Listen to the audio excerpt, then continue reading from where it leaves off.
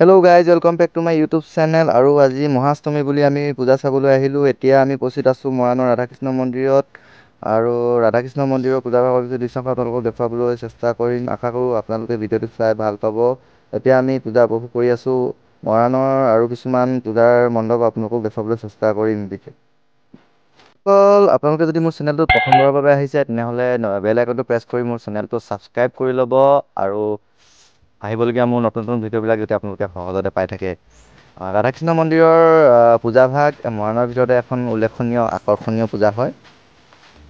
আপোনালোকে চাব পাৰে দৃশ্য।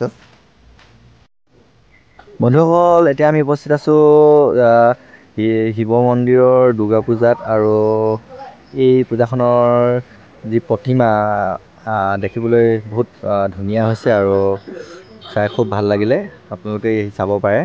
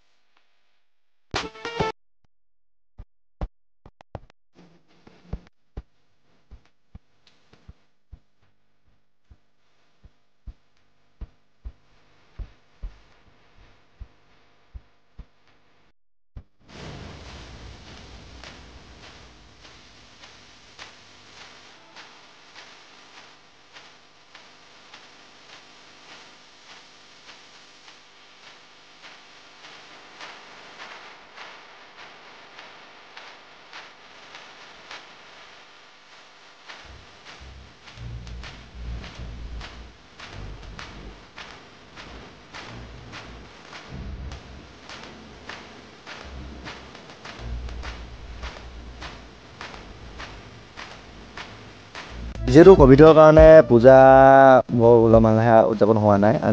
অন্য বছৰৰ দৰে এইবাৰ পূজা ভিৰ ভাৰ ইমান হোৱা নাই, মৰাণত কম হৈছে। ত'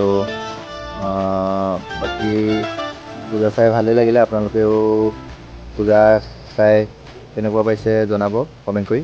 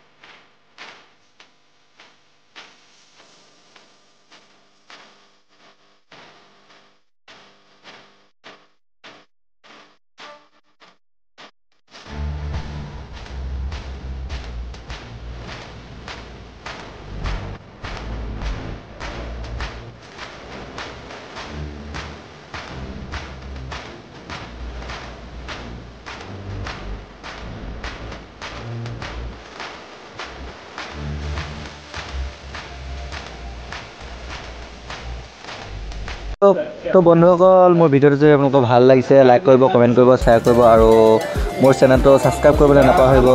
এনেকুৱা নতুন নতুন ভিডিঅ' আপোনালোকক উপহাৰ দিবলৈ মোক উৎসাহ যোগাব বুলি আশা কৰিলোঁ। ধন্যবাদ।